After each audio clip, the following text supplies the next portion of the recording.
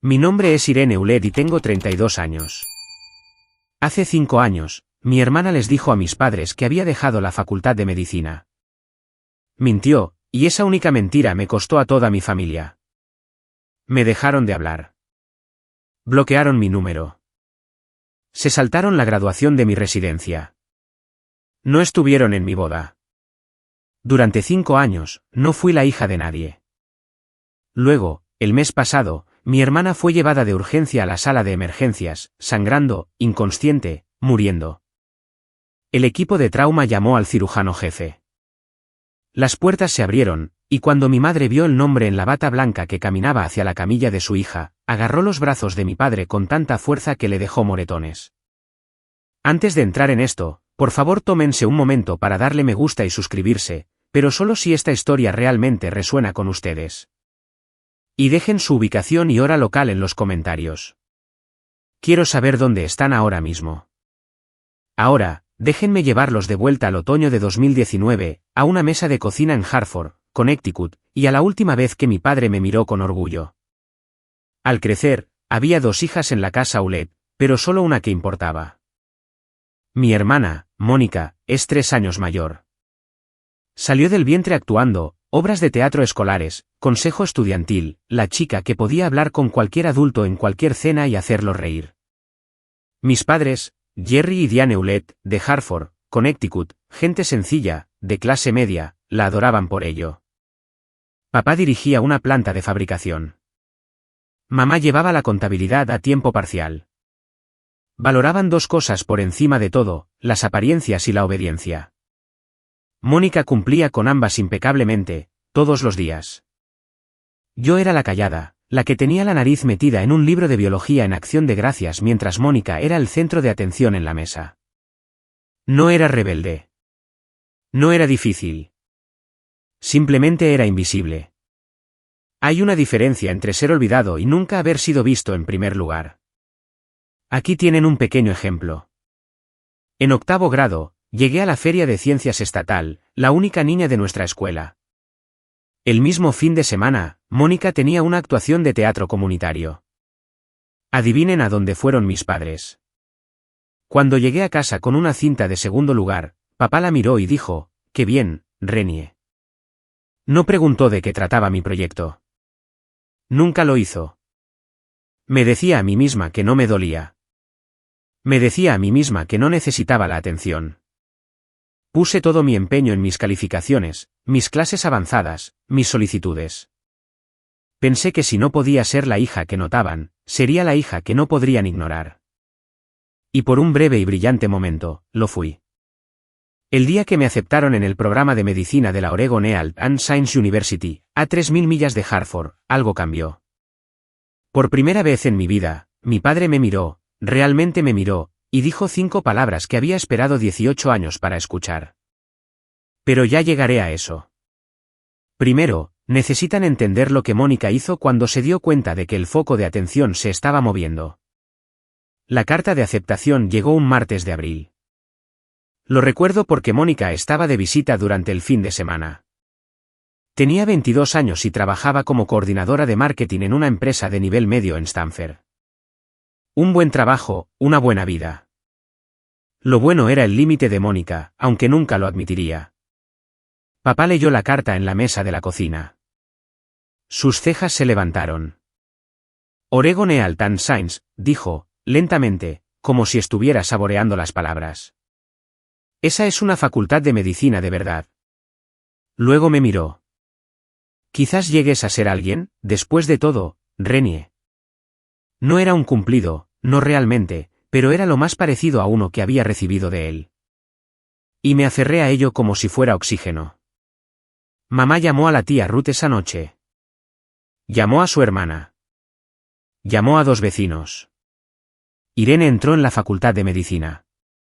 ¿Puedes creerlo? Su voz tenía un tono que nunca antes había escuchado, orgullo. Orgullo genuino y sin diluir dirigido a mí. En la cena, miré a Mónica al otro lado de la mesa. Estaba sonriendo, pero era el tipo de sonrisa que se detiene en la boca. Sus ojos estaban haciendo algo completamente diferente, calculando, midiendo, recalibrando. Lo sé ahora. En ese momento, solo pensé que estaba cansada por el viaje. Esa semana, Mónica empezó a llamarme más, 2, 3 veces por semana. ¿Cómo va el empaque?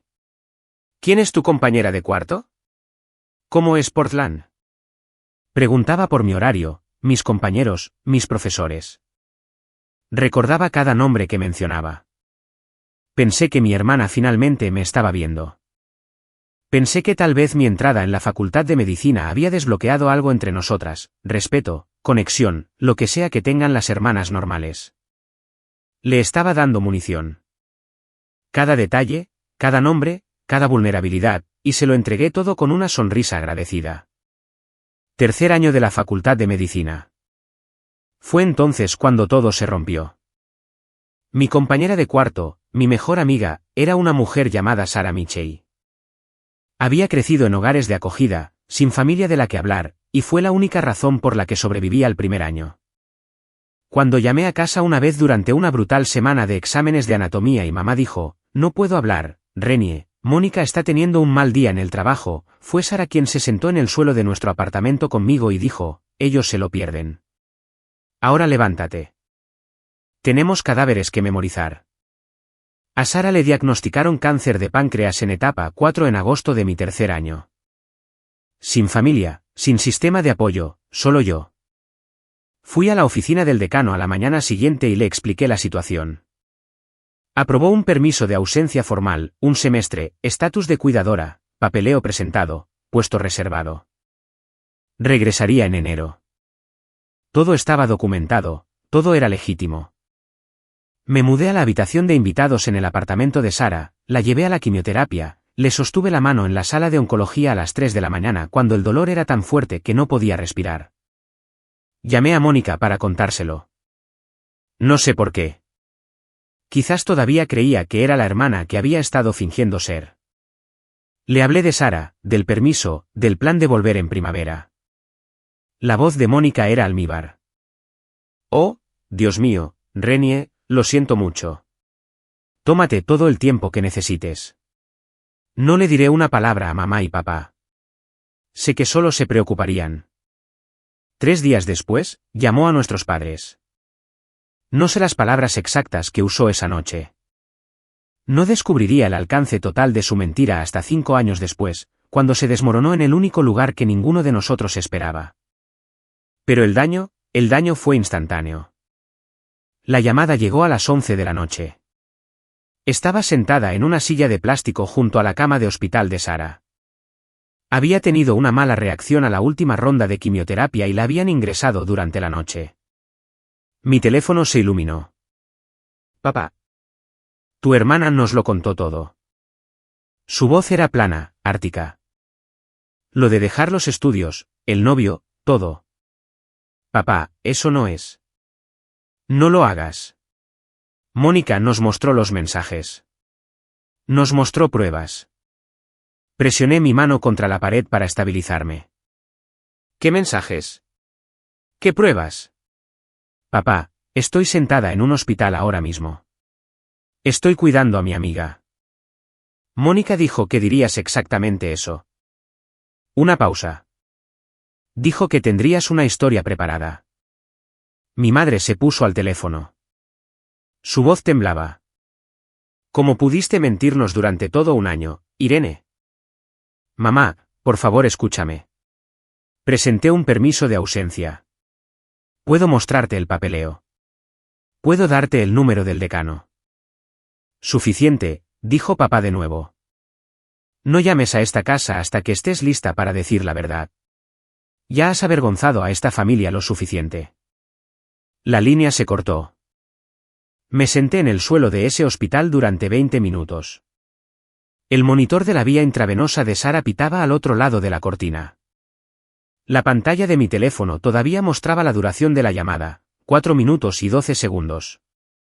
Ese fue el tiempo que tardaron mis padres en borrarme. 20 minutos después, un mensaje de texto de Mónica, lo siento, Renie. Tenía que decírselo. No podía guardar más tu secreto. No lo sentía.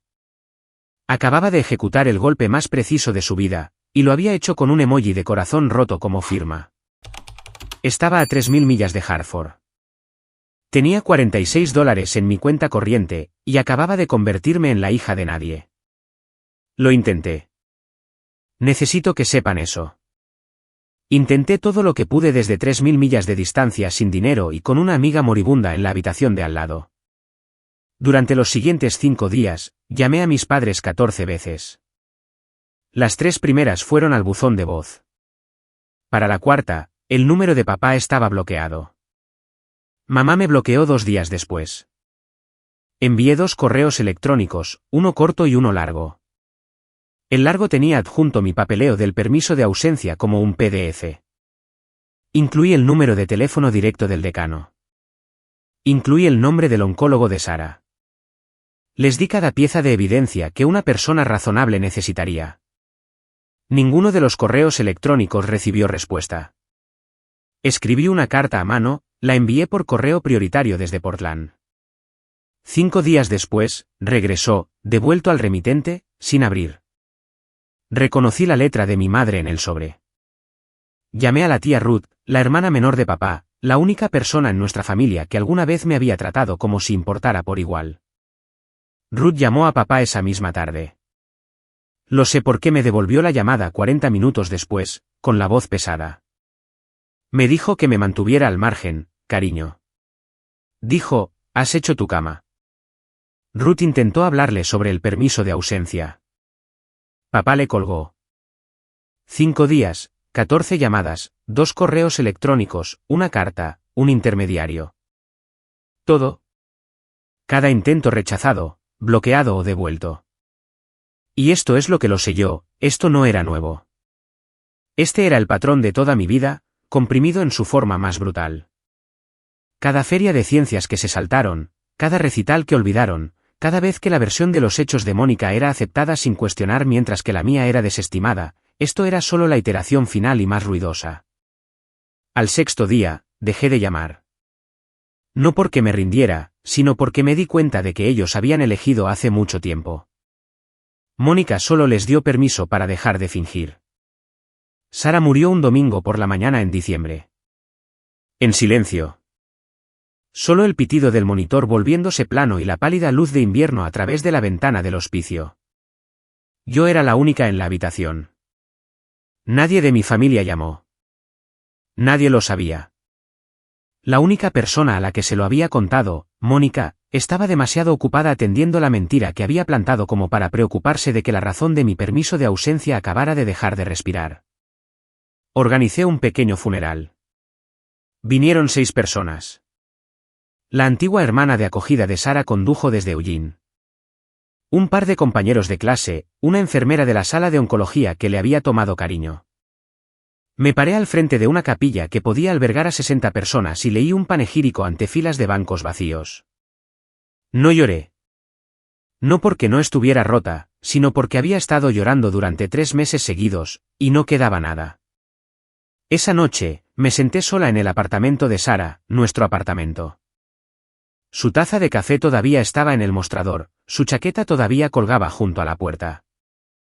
Abrí mi portátil y me quedé mirando la solicitud para volver a inscribirme en el semestre de primavera. Luego lo encontré, metido dentro de la copia de Sara de la anatomía de Gray, nuestra broma recurrente.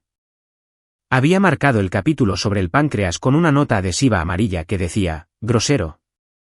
Era una tarjeta. Su letra, temblorosa pero deliberada, termina lo que empezaste, Irene. Conviértete en la doctora que sé que eres. Y no te atrevas a dejar que nadie, especialmente tu propia sangre, te diga quién eres. Lo había escrito semanas antes de morir. Sabía que no estaría allí cuando necesitara el empujón. Cerré el portátil, lo abrí de nuevo y llené el formulario de reinscripción. 2 opciones, desmoronarme o escalar. Elegí escalar. No por mis padres, no por venganza. Por Sara, y por la versión de mí misma en la que ella creía. Regresé en enero. Sin apoyo familiar, sin red de seguridad. Pedí préstamos estudiantiles adicionales, acepté un puesto de asistente de investigación a tiempo parcial y comí sobras de la cafetería del hospital más veces de las que admitiré. A la Facultad de Medicina no le importa tu vida personal. Los exámenes de anatomía no se pausan porque tu familia te haya repudiado. Las rotaciones clínicas de 12 horas no se acortan porque lloraste en el armario de suministros a las 2 de la mañana. Así que dejé de llorar y empecé a trabajar. Trabajé como si mi vida dependiera de ello porque, en cierto modo, así era. Me gradué a tiempo. Nadie de Hartford vino. Conseguí una residencia en cirugía en el Merciless Medical Center, de vuelta en la costa este, un centro de trauma de nivel 1, uno de los más concurridos de Connecticut.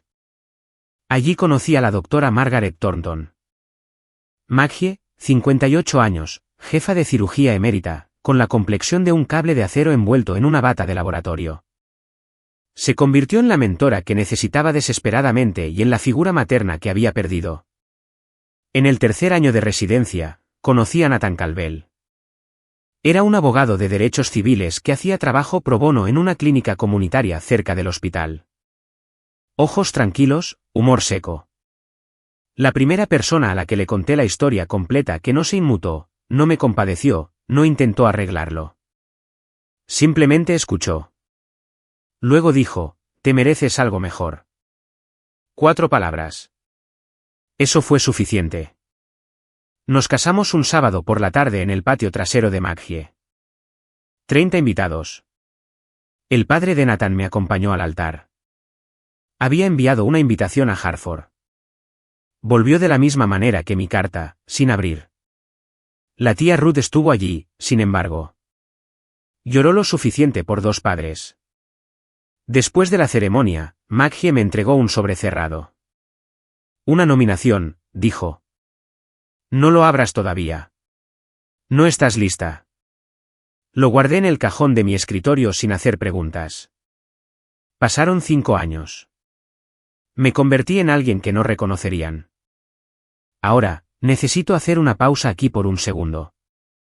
Si alguna vez han estado en una situación en la que su familia se negó a escuchar su versión, donde la verdad no importaba porque la mentira de otra persona era más fuerte, dejen un fuego en los comentarios. Y si creen que mis padres se van a arrepentir de esto, escriban karma. Sigamos, porque lo que sucedió después, ni siquiera yo lo vi venir. Enero, día de hoy. Tengo 32 años. Soy la jefa de cirugía de trauma en el Merciless Medical Center. Tengo una casa en los suburbios con un porche que recibe buena luz matutina, un esposo que me hace reír todos los días y un Golden Retriever llamado Hipócrates, Hippo para abreviar, que nunca me ha juzgado por comer cereal a medianoche. Es una buena vida, una real, construida ladrillo a ladrillo con mis propias manos. Pero hay un tipo específico de dolor que nunca se desvanece por completo. Vive en el espacio hueco entre tus costillas, justo donde se supone que debe estar una familia. Ya no me despierto llorando. No reviso mi teléfono esperando un código de área de Hartford, pero cada acción de gracias, hay un momento, solo un instante, en el que pongo la mesa, cuento los platos y siento la ausencia como un miembro fantasma. La tía Ruth todavía llama todos los domingos. Ella es mi hilo de conexión con ese mundo. Nunca pregunto por ellos, pero siempre escucho cuando ella ofrece información. Mamá y papá están sanos. Mónica se divorció hace 2 años. Ahora vende dispositivos médicos. La ironía no se me escapa. La semana pasada, Ruth llamó con algo diferente en su voz. ¿Cautelosa? Irene, hay algo que necesito decirte sobre Mónica. Algo preocupante. Antes de que pudiera terminar, mi localizador del hospital sonó. Activación de trauma. Le dije a Ruth que la llamaría de vuelta. Nunca tuve la oportunidad. Porque lo que Ruth estaba tratando de decirme ya estaba en camino, precipitándose por la enero del 91 a 60 millas por hora en un sedán que estaba a punto de pasarse un semáforo en rojo. Y en menos de 1 hora, aquello sobre lo que Ruth me estaba advirtiendo estaría yaciendo en mi mesa de operaciones, desangrándose, con mis padres en la sala de espera y mi nombre en el expediente. Simplemente aún no lo sabía. Permítanme retroceder, porque lo que Mónica hizo no fue una sola mentira. Fue una campaña. Ruth me había estado dando piezas a lo largo de los años, a regañadientes, con cuidado, como si estuviera desactivando una bomba, un cable a la vez. Y la imagen que pintó fue peor de lo que había imaginado. Durante 5 años, Mónica mantuvo la narrativa. En cada acción de gracias, cada Navidad, cada reunión familiar, interpretaba el papel de la hermana mayor afligida. Realmente no hablamos de Irene, les decía a los primos. Es demasiado doloroso para mamá y papá. Sacudía la cabeza, bajaba la voz, dejaba que el silencio hiciera el trabajo. Pero no se detuvo en el silencio. Añadió detalles. Le dijo a nuestra abuela que yo no tenía hogar. Le dijo a la esposa del tío Pete que había escuchado de amigos en común que yo entraba y salía de rehabilitación. Le dijo a nuestra madre en la víspera de Navidad de hace 2 años que había intentado contactarme y yo me había negado, que yo era la que los había apartado. Le dio la vuelta a toda la historia. Dijo en acción de gracias, me contó Ruth una vez, con la voz tensa de furia, le he rogado a Irene que vuelva a casa. Ni siquiera contesta mis llamadas. Creo que nos odia. Mientras tanto, yo estaba a 3 pisos de profundidad en un quirófano salvando la vida de un adolescente. Lo genial de todo, y uso esa palabra con asco, fue que Mónica no necesitaba que mis padres me olvidaran. Necesitaba que creyeran que yo los había abandonado. De esa manera, su dolor se convertía en prueba. Su silencio se justificaba, y ella seguía siendo exactamente lo que siempre había sido, la hija leal, la única que se quedó. No los estaba protegiendo. Estaba protegiendo su posición. Y había una cosa más que Ruth me dijo, algo que no supe hasta mucho más tarde, que hizo que todo el cuadro fuera aún más oscuro. Pero ya llegaré a eso. Nathan me contó esto durante un café una mañana hace 6 meses. Había estado guardándoselo durante 2 años. Hay algo que no te dije, dijo, dejando su taza con cuidado, de la manera en que lo hace cuando está a punto de dar malas noticias con su voz de abogado. Hace 2 años, recibí una llamada de recursos humanos de tu antiguo hospital. Alguien usando un nombre falso se había puesto en contacto con ellos preguntando por el estado laboral de Irene Oulet. Querían saber si alguna vez había sido sancionada, si tus credenciales eran legítimas. Me quedé mirándolo. ¿Quién? Hice que un colega rastreara la consulta. La dirección IP provenía de Hartford. La cocina quedó en silencio. La cola de hipo golpeaba contra el suelo. La cafetera siseaba. Estaba tratando de encontrar algo, dije. Cualquier cosa, confirmó Nathan. Cualquier cosa que pudiera usar para mantener viva la historia, para demostrar que eras un fraude. No encontró nada. No, porque no hay nada que encontrar. Agarré mi taza con fuerza. Podía sentir el calor atravesando la cerámica. No solo mintió sobre mí una vez, Nathan. Me ha estado cazando. Extendió la mano sobre la mesa y puso la suya sobre la mía. Eso no es rivalidad entre hermanas, Irene. Eso es algo completamente diferente. Tenía razón. Mónica no había dicho una mentira y seguido adelante. Había construido una arquitectura de engaño, muros de carga, vigas reforzadas. Y había pasado 5 años asegurándose de que ninguno de ellos se agrietara. Cada historia de las fiestas, cada rumor susurrado, cada consulta falsa era otro ladrillo. Podría haber hecho algo entonces, llamar a un abogado, confrontar a mis padres, hacer estallar todo. Pero no lo hice, porque la vida estaba a punto de hacerlo por mí de la manera más brutal, pública e irónica imaginable. Y comenzó con un localizador a las 3 de la mañana. Jueves por la noche, enero, 3 y 7 de la madrugada. El localizador me sacó de un sueño profundo. Nathan se movió a mi lado, murmuró algo. Y Paul levantó la cabeza desde los pies de la cama. La pantalla brillaba en la oscuridad, trauma de nivel 1. Colisión de vehículo motorizado, mujer sola, 35 años. Traumatismo abdominal contuso. Hemodinámicamente inestable. Tiempo estimado de llegada, 8 minutos. Me vestí en 4 minutos, conduciendo en 6. Las carreteras estaban vacías y mojadas, con ese tono particular de negro que te da enero en Connecticut. Repasé el caso en mi cabeza como siempre lo hago, mecanismo de la lesión, probable afectación de órganos, opciones quirúrgicas. Colisión de vehículo motorizado, traumatismo abdominal contuso, signos vitales inestables. Probable rotura esplénica, posible laceración hepática. Había hecho esta cirugía 100 veces. Entré con mi tarjeta por la entrada de la bahía de ambulancias y caminé directamente a la sala de trauma. Mi equipo ya se estaba reuniendo, 2 residentes, una enfermera de trauma, anestesia en espera. Tomé la tableta de admisión del puesto de la enfermera jefe y deslicé hasta el expediente de la paciente entrante. Paciente, Mónica Dulet. Fecha de nacimiento, 14 de marzo de 1990. Contacto de emergencia, Gerald Ulet, padre. Dejé de caminar. El ruido del pasillo, los pitidos, el intercomunicador, el chirrido de los zapatos sobre el linóleo, todo se retiró como una marea. Por 2 segundos, quizás 3, no era una cirujana. Era una joven de 26 años sentada en el suelo de un hospital en Portland, con el teléfono aún caliente en la mano, escuchando un tono de llamada.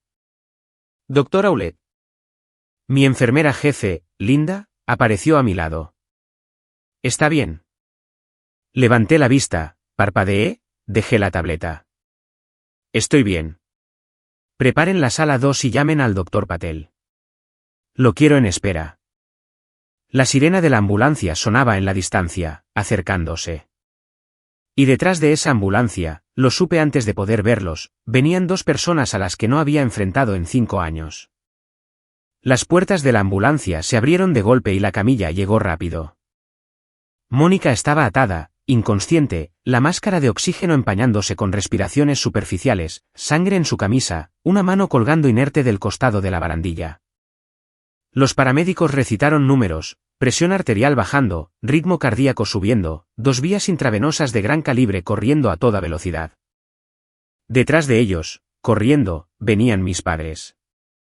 Mi madre parecía haber envejecido una década, el pelo más ralo, el rostro demacrado. Llevaba un albornoz, las zapatillas en los pies equivocados. Mi padre llevaba una camisa de franela y vaqueros, puestos con pánico. Su rostro era del color del papel viejo. «Esa es mi hija», gritó pasando por delante de la enfermera de triaje.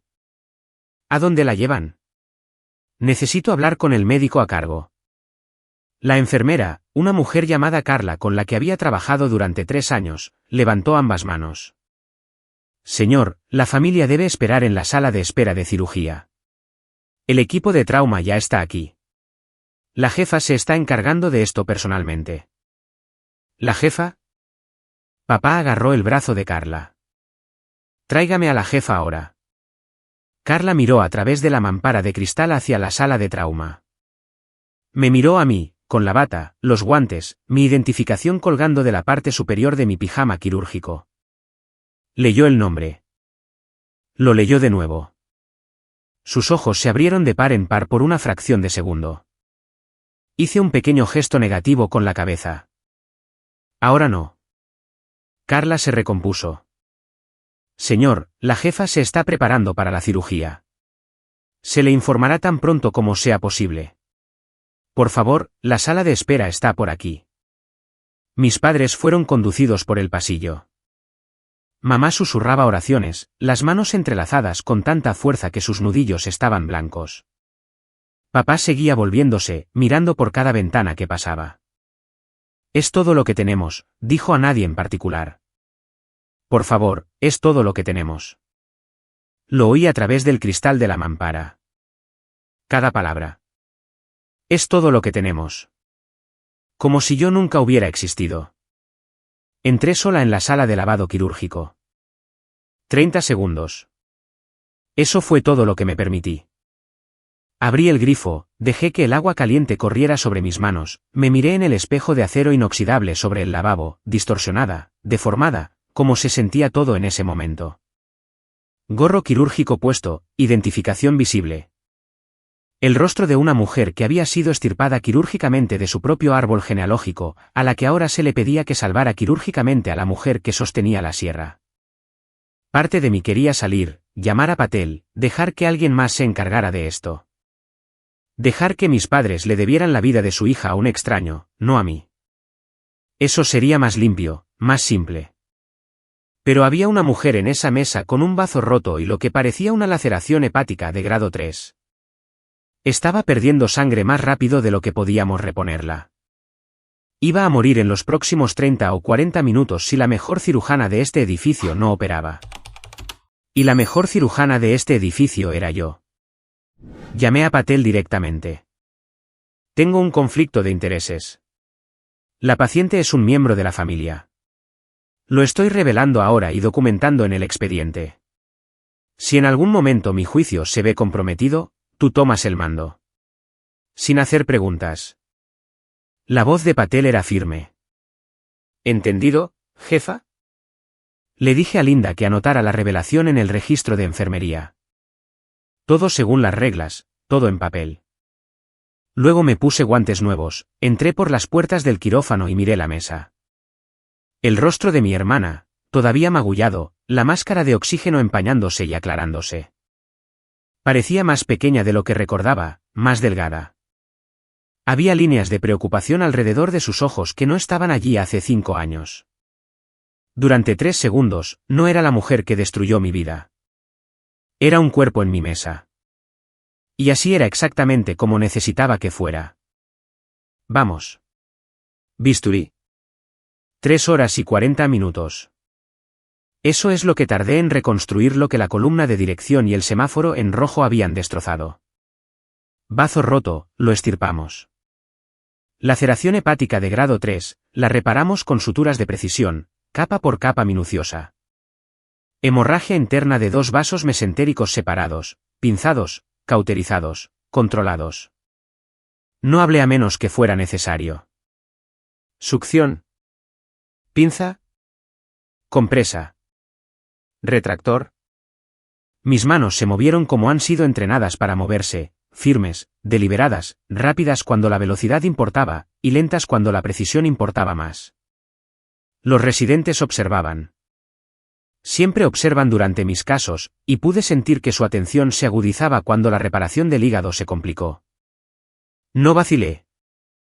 No podía permitírmelo. A las 6:48 de la mañana, coloqué el último punto de sutura de cierre. Los signos vitales de Mónica estaban estables. Presión arterial normalizada, diuresis clara. Estaba viva.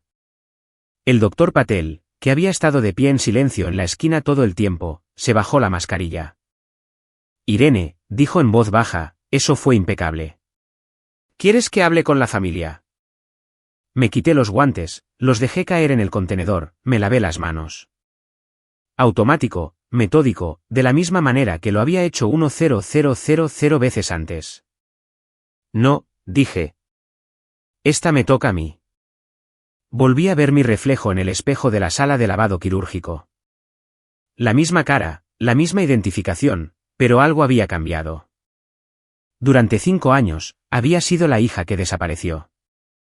Ahora, era la cirujana que acababa de sacar a su hermana del borde de la muerte. Esos 2 hechos estaban a punto de colisionar en una sala de espera a 40 pies de distancia, frente a todo mi equipo del turno de noche. Me arreglé el pijama quirúrgico, revisé mi identificación, respiré una vez. Luego caminé hacia la sala de espera. El pasillo nunca se había sentido tan largo. La sala de espera tenía ese silencio fluorescente que tienen los hospitales a las 7 de la mañana. Otras 2 familias estaban esparcidas en los rincones lejanos. Un televisor murmuraba informes meteorológicos para nadie. Y en la fila del centro, sentados rígidos, sin dormir, aterrorizados, estaban mis padres.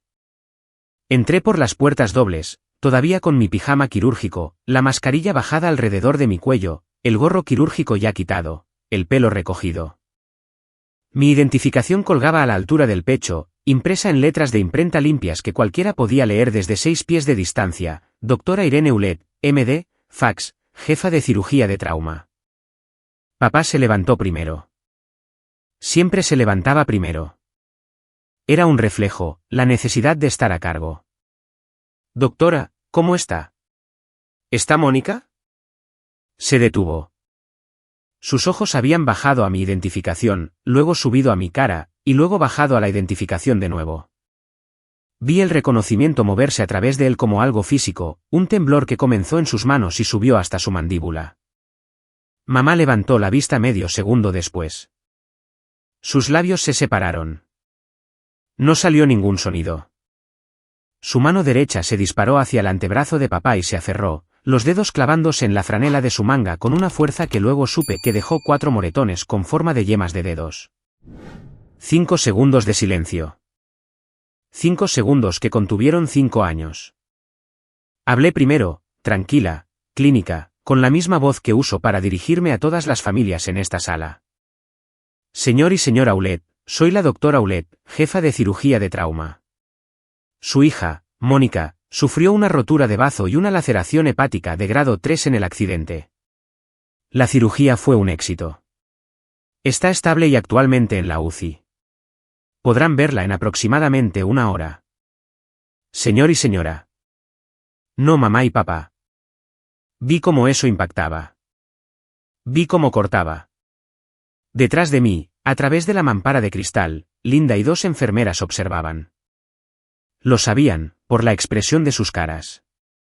Ya lo habían deducido. Mi madre se movió primero.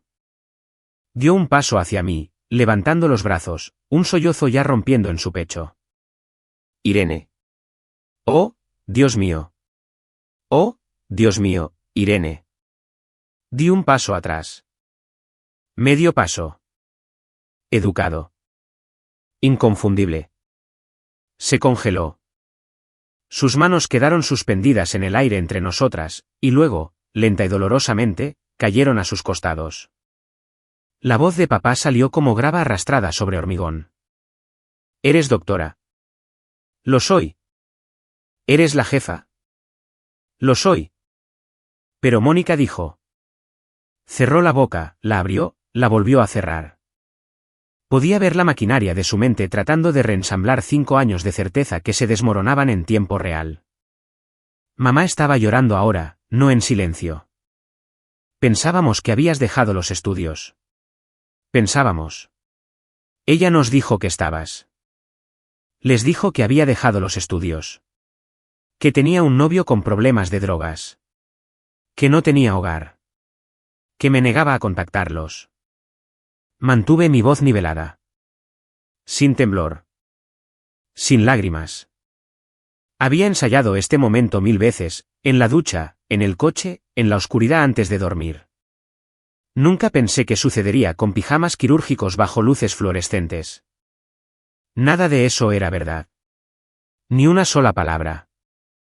A través del cristal detrás de mí, pude ver a Carla llevarse una mano a la boca. Un residente, el doctor Kimura, de 2º año, apartó la mirada, con la mandíbula apretada. Linda dejó su portapapeles y se quedó mirando. Papá intentó redirigir la conversación.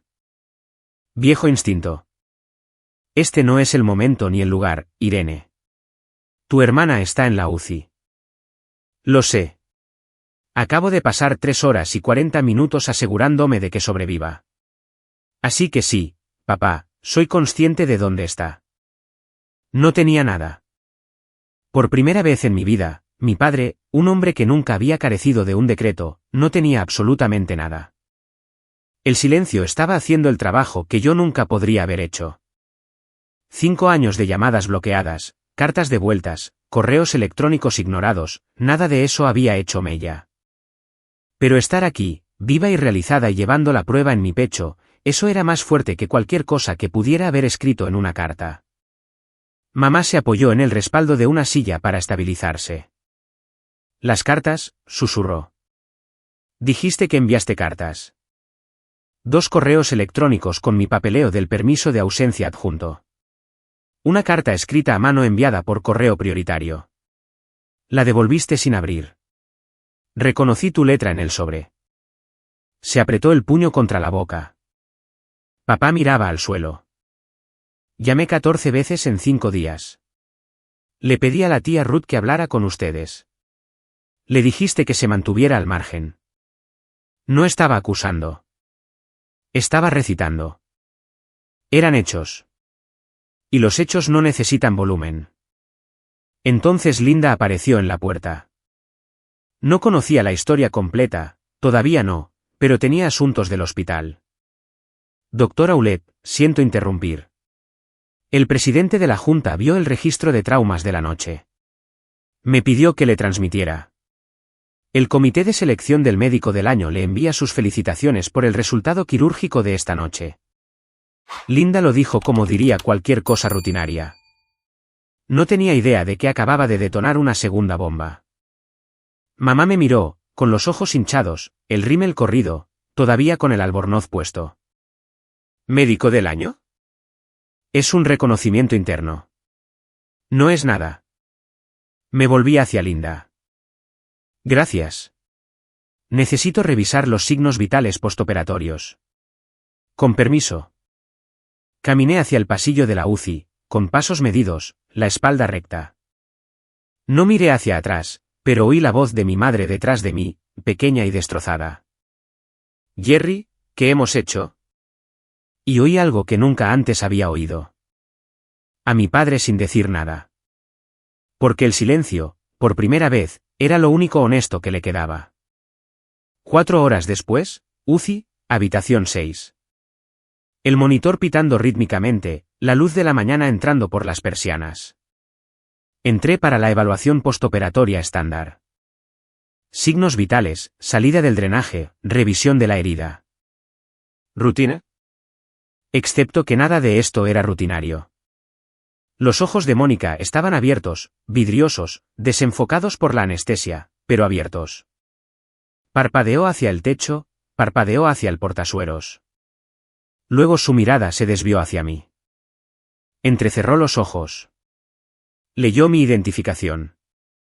La leyó de nuevo. El color se le fue del rostro de una manera que he visto antes, pero solo en pacientes a los que les acaban de decir que su pronóstico es malo. ¿Irene? Su voz era papel de lija. Buenos días, Mónica. Soy tu cirujana titular. Sufriste una rotura de bazo y una laceración hepática de grado 3 por el accidente. La cirugía salió bien. ¿Te vas a recuperar por completo? ¿Eres doctora? No era una pregunta, era una revelación. Soy la jefa de este departamento. Lo he sido durante 2 años. Lo vi suceder, el mismo espectro por el que había pasado papá, pero más lento, porque Mónica lo estaba procesando a través de un goteo de morfina y lo que sospecho que era un terror naciente. Confusión primero, luego incredulidad, luego miedo. Y luego ahí estaba, la expresión que había visto toda mi vida, el rápido parpadeo detrás de los ojos, el cálculo. Incluso ahora, acostada en una cama de hospital con mis suturas sosteniendo su hígado, Mónica estaba tratando de averiguar cómo darle la vuelta a esto. Irene, escucha, puedo explicar. No necesitas explicarme nada a mí. Asentí hacia la puerta de cristal donde 2 figuras estaban de pie en el pasillo observando, con los rostros destrozados, los ojos rojos. Necesitas explicárselo a ellos. Actualicé su expediente, revisé el drenaje y me fui sin decir otra palabra. No me quedé para escuchar lo que sucedió después, pero todo el piso de la UCI lo escuchó. La habitación de Mónica no estaba insonorizada, y tampoco lo estaba la verdad. Bien, tengo que parar aquí por un segundo. ¿Qué creen que Mónica les dijo a mis padres cuando entraron en esa habitación de la UCI? Opción A, finalmente dice la verdad. Opción B, insiste en la mentira. Opción C, se hace la víctima de nuevo. Dejen su respuesta en los comentarios. Y si aún no se han suscrito, ahora es el momento, porque la siguiente parte de la historia es donde todo se viene abajo. Me enteré de lo que pasó por Linda, que lo escuchó de la enfermera de la UCI que lo escuchó a través del cristal. Si eligieron la opción C, felicidades. Conocen a mi hermana. En el momento en que mis padres entraron, Mónica comenzó a llorar, sollozos grandes y entrecortados que tiraban de sus puntos y hacían que el monitor cardíaco se disparara. Mamá, papá, tienen que creerme. Nunca quise que llegara tan lejos. Tenía miedo por ella. Papá se paró a los pies de la cama. Su voz apenas estaba controlada. Mónica, Irene es cirujana. Es la jefa de cirugía de trauma en este hospital. No lo sabía. Dijo que envió cartas, correos electrónicos. Llamó 14 veces. Le pidió a Ruth que interviniera. La voz de mamá era plana, hueca. ¿Es eso cierto? Está exagerando. ¿Sabes cómo es ella? Ruth trató de decírnoslo, dijo papá de nuevo, y esta vez su voz se quebró, no por tristeza, sino por el fallo estructural de todo lo que había creído durante 5 años. Hace 2 años, Ruth llamó y dijo que Irene estaba en la residencia, que era cirujana. Nos dijiste que Ruth mentía, que solo estaba tratando de causar drama. Ruth no sabe toda la historia. ¿Cuál es la historia completa, Mónica? Mamá, gritando en una UCI. La enfermera en el puesto de afuera se estremeció. 2 habitaciones más allá, el visitante de un paciente levantó la vista de su teléfono. Y Mónica, acorralada, con vías intravenosas en ambos brazos, mis suturas en su abdomen, hizo lo que siempre hace. Pasó de la defensa al ataque. Bien, es doctora. Bien por ella. Pero abandonó a esta familia. Nunca llamó. Porque bloqueamos su número, Mónica, la mano de papá estaba en la barandilla de la cama, los nudillos blancos. Porque tú nos dijiste que lo hiciéramos. El monitor cardíaco pitó. La vía intravenosa goteó. Y Mónica, quizás por primera vez en su vida adulta, no tenía guión. La tía Ruth entró en la UCI a las 9:45 de esa mañana. La había llamado desde la sala de lavado quirúrgico después de la cirugía, no para convocarla como un arma, sino porque Mónica también era su sobrina, y Ruth merecía saberlo. Pero Ruth vino preparada. 5 años de silencio le hacen eso a una mujer con un sistema de archivo y una larga memoria. No se sentó, no abrazó a nadie. Se paró en medio de esa habitación y dijo, he estado esperando 5 años para tener esta conversación, y no voy a esperar ni un minuto más. Sacó su teléfono, abrió una carpeta que había etiquetado, me enteré más tarde, pruebas de Irene. Dentro, capturas de pantalla de cada correo electrónico que les había enviado a mis padres en esos primeros días desesperados. El PDF de mi permiso de ausencia de la OSU, firmado por el decano, sellado con el sello de la secretaría. Mi confirmación de reinscripción. Una foto de la graduación de mi residencia, yo con un birrete sosteniendo el diploma, la tía Ruth a mi lado, el único miembro de la familia en la foto. Extendió el teléfono. Mamá lo tomó con manos temblorosas. Y aquí, dijo Ruth, deslizando a una conversación de mensajes de texto. Esto es de Mónica, me lo envió hace 4 años. Lo leyó en voz alta, no le digas a mamá y papá sobre la residencia de Irene. Solo los confundirá. Finalmente están en paz. La habitación quedó en silencio. Mónica miraba al techo. Su mandíbula estaba apretada, pero el cálculo había desaparecido de sus ojos. Lo que lo reemplazó fue algo que nunca antes había visto allí, la mirada de alguien que se ha quedado sin habitaciones donde esconderse. Me dijiste que me mantuviera en silencio por el bien de la familia, dijo Ruth, mirando directamente a Mónica. Pero esta familia no ha tenido paz. Ha tenido un apagón de 5 años. Ruth se volvió hacia mis padres. Y ustedes dos, permitieron que esto sucediera. No porque no amaran a Irene, sino porque amar a Mónica era más fácil. Nadie discutió. No quedaba nada con qué discutir. Mamá se hundió en la silla junto a la cama de Mónica, pero ya no miraba a Mónica. Estaba desplazándose por el teléfono de Ruth, leyendo mis correos electrónicos uno por uno. Sus labios se movían mientras leía. Se detuvo en el último, el que había enviado la noche antes de la graduación de mi residencia. Sé lo que dice. Lo he releído 100 veces en mi propia carpeta de enviados, mamá, no sé si leerás esto. Hoy me gradúo de la residencia. Ojalá estuvieras aquí. Sigo siendo tu hija. Nunca dejé de ser tu hija. Mamá se dobló en la silla, sin llorar. Era más que eso. Era el sonido de alguien enfrentando todo el peso de un error que nunca podrá deshacer. Papá estaba de pie junto a la ventana, de espaldas a la habitación, sus hombros temblaban. La tía Ruth me dijo más tarde que era la primera vez que había visto a su hermano mayor llorar en 62 años. Ni una vez. Ni en el funeral de su madre. Ni cuando su negocio casi quebró. Nunca. Lloró ahora, en silencio, mirando hacia el estacionamiento mientras el monitor pitaba detrás de él. Mónica yacía en la cama. Había dejado de hablar. La vía intravenosa goteaba. Sus ojos estaban fijos en un punto en el techo. No quedaba nada que actuar, ninguna audiencia que le creyera. La persona que había interpretado durante 35 años yacía en pedazos en el linóleo, y ninguna cantidad de encanto, lágrimas o reformulación inteligente iba a recomponerla. Te perdiste su boda, Jerry. La voz de Ruth era tranquila ahora, agotada. El padre de Nathan la acompañó al altar. ¿Entiendes lo que eso significa? Papá no se apartó de la ventana, pero habló.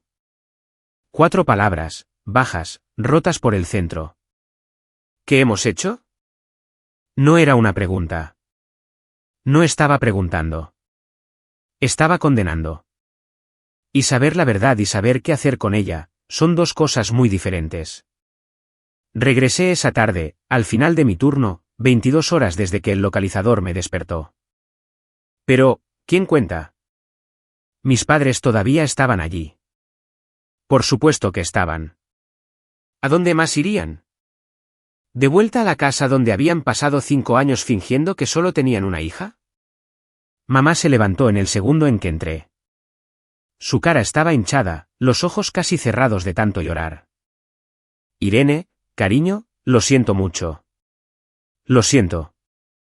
Levanté la mano, suave pero firme.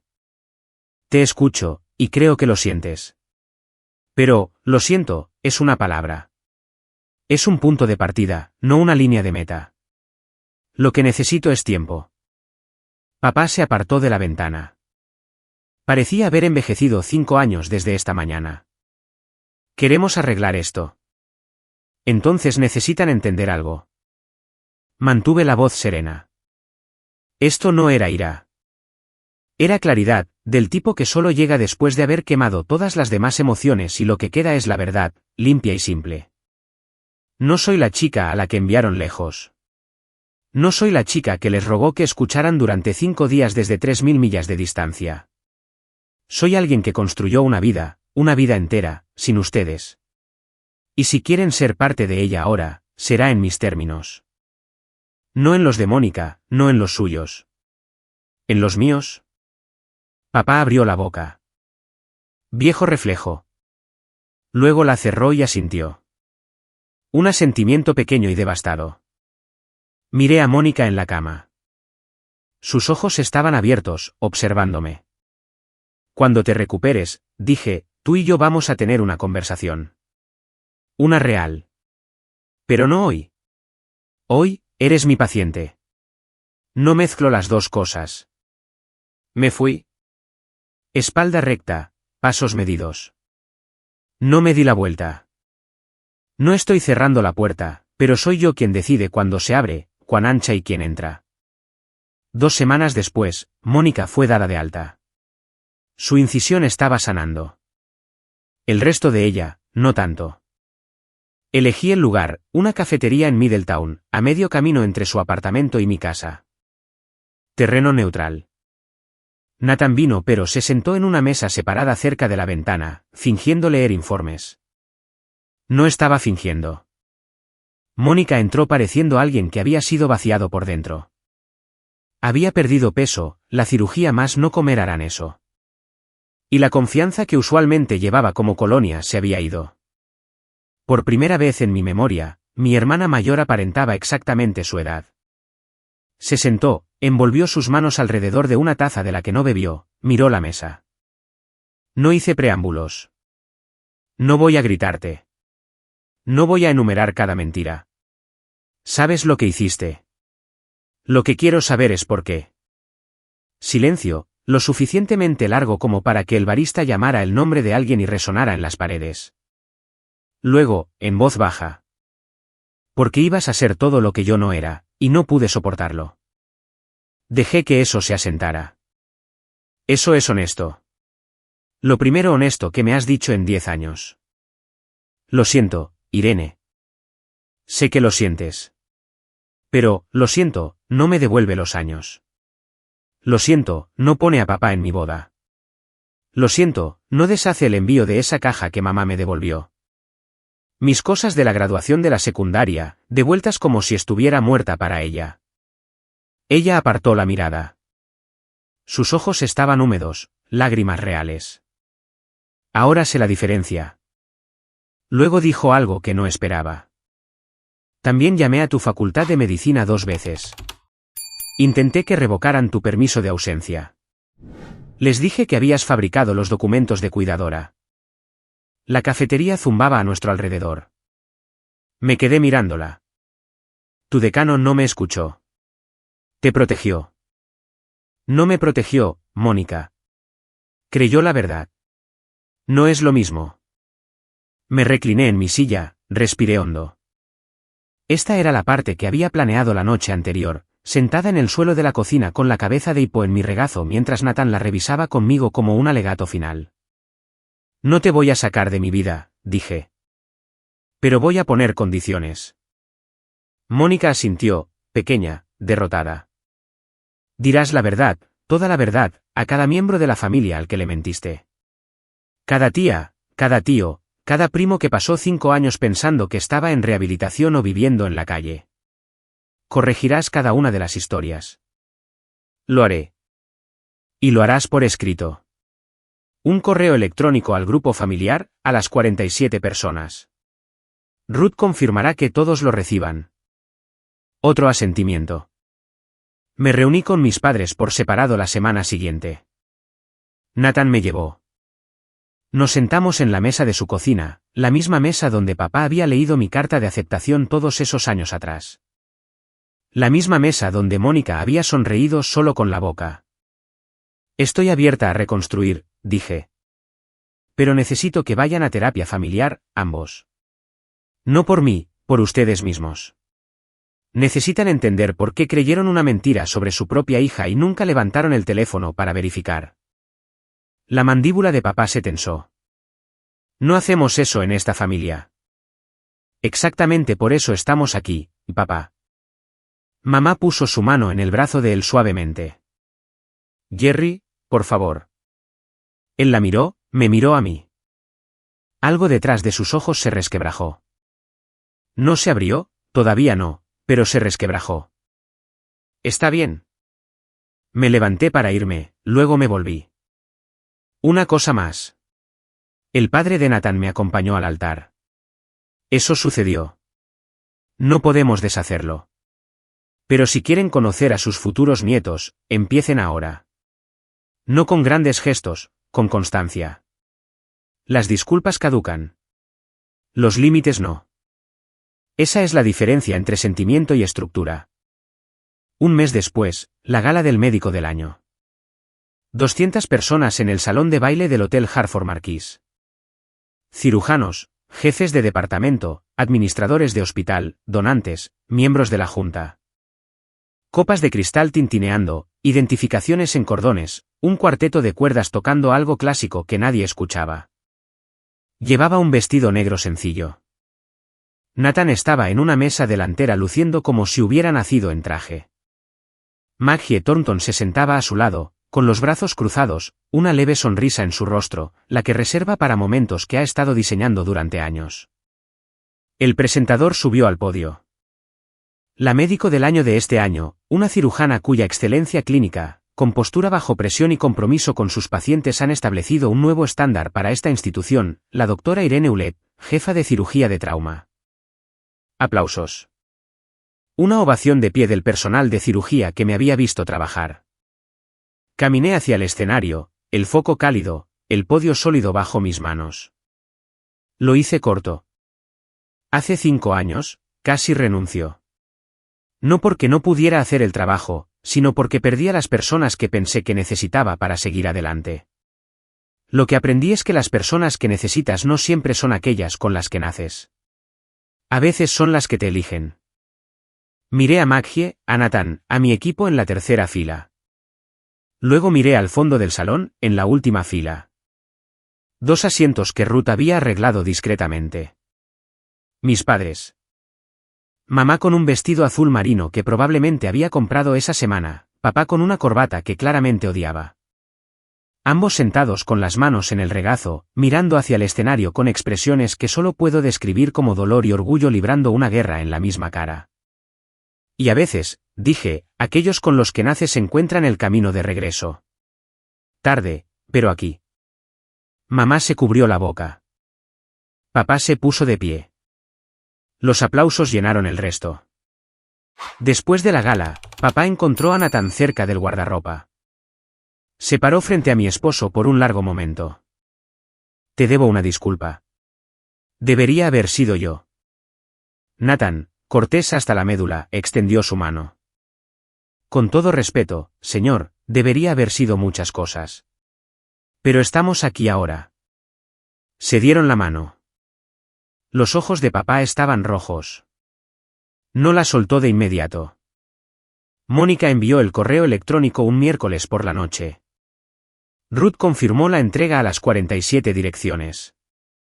No lo leí hasta la mañana siguiente.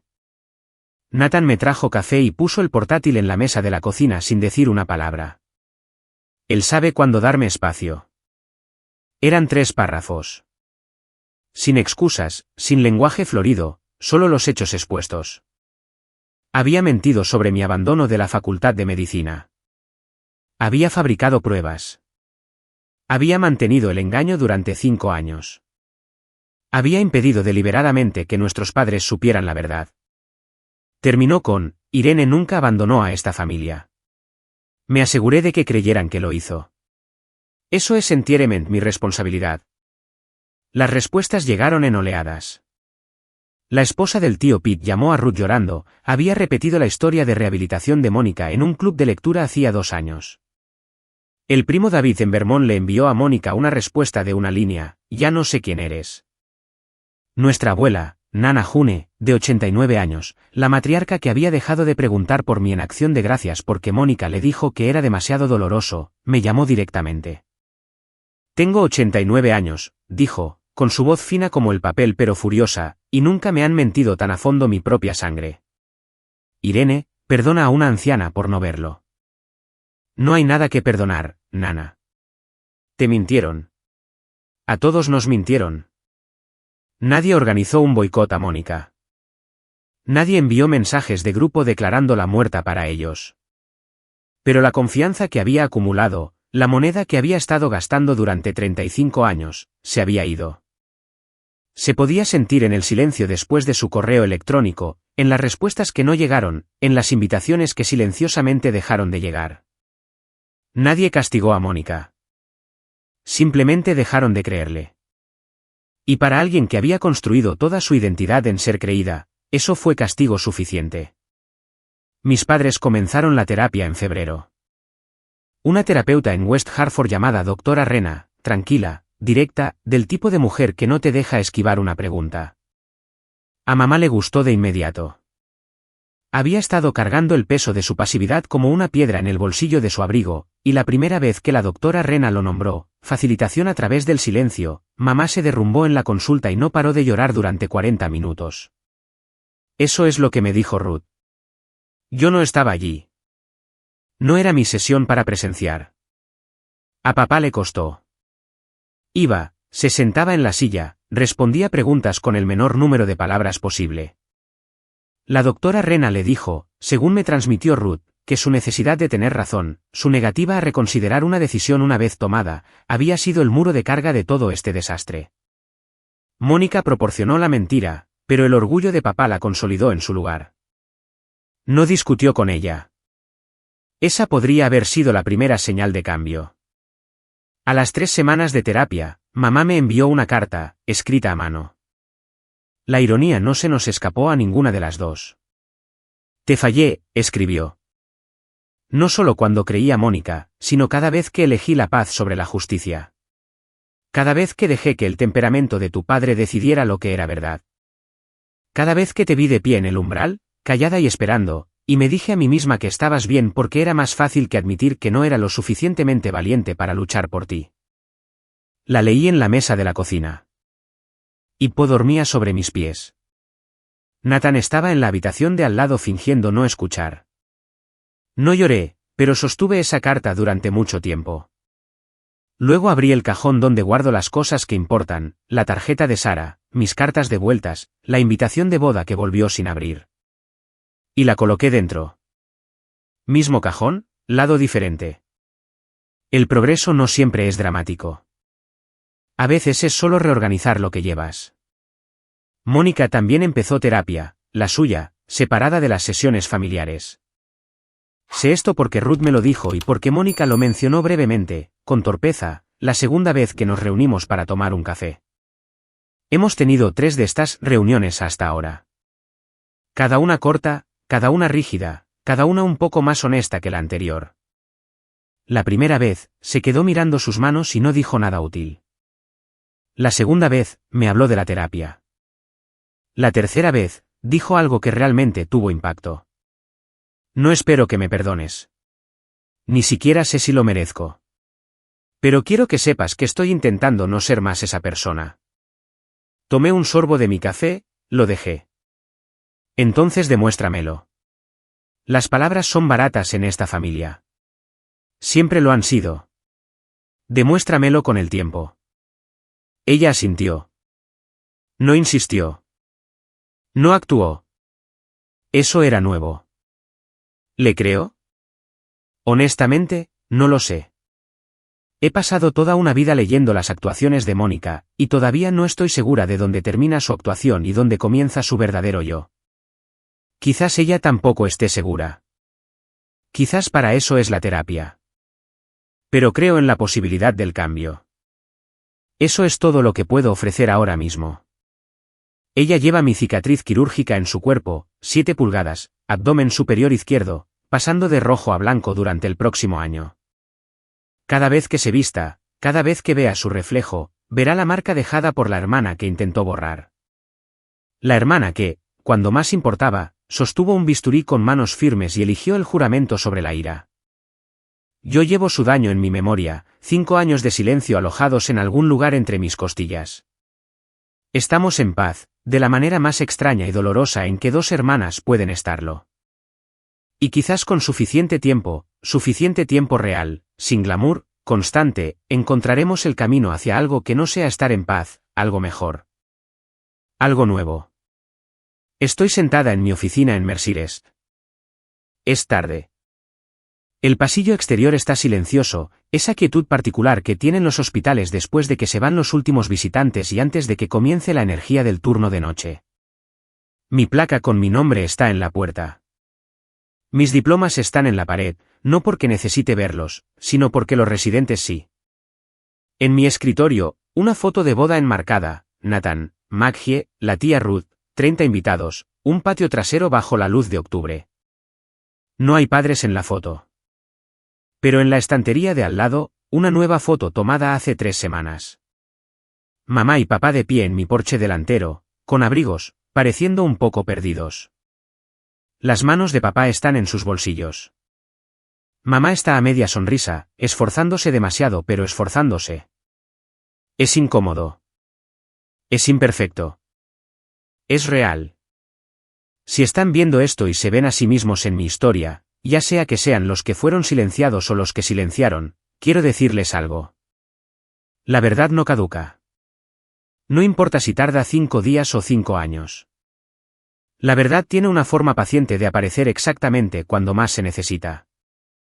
No puedes apresurarla, pero tampoco puedes huir de ella. No me vengué de mi hermana. No necesitaba venganza.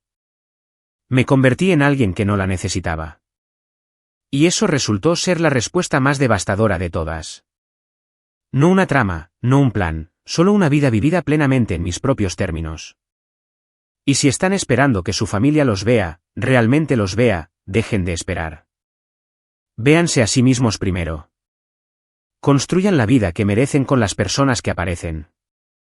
Y cuando los demás finalmente se den la vuelta, que encuentren una puerta que ustedes controlan. Ustedes deciden cuándo se abre. Ustedes deciden cuán ancha. Ustedes deciden quién entra. Eso no es venganza. Es arquitectura. Domingo por la mañana, primera semana de febrero. Nieve ligera cayendo fuera de la ventana de la cocina, del tipo que no cuaja pero hace que todo parezca que está siendo perdonado suavemente.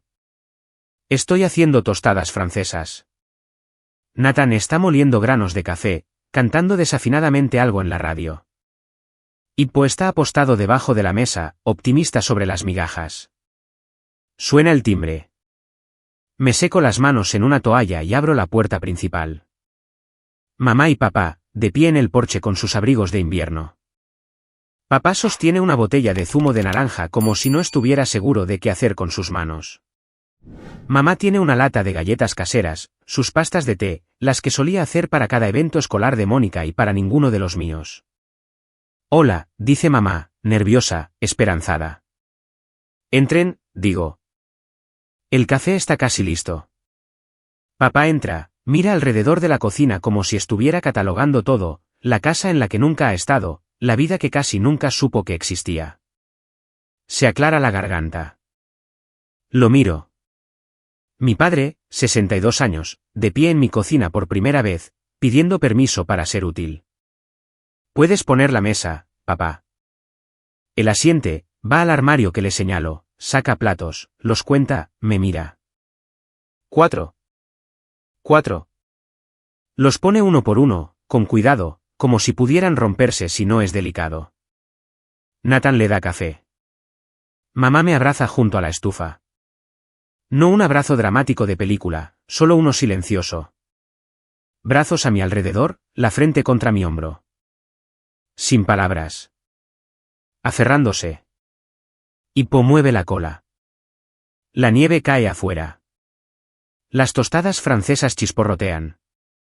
No es perfecto. No es la infancia que merecía ni la reconciliación que prometen las películas. Pero es real. Y lo real es más de lo que tuve durante mucho tiempo.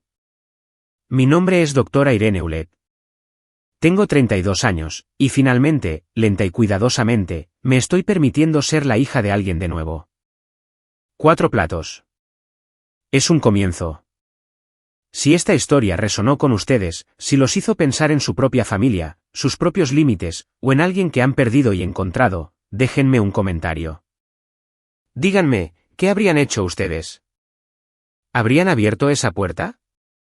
Y si quieren más historias como esta, consulten la descripción para encontrar una que creo que les encantará igual. Gracias por estar aquí. Los veré la próxima vez.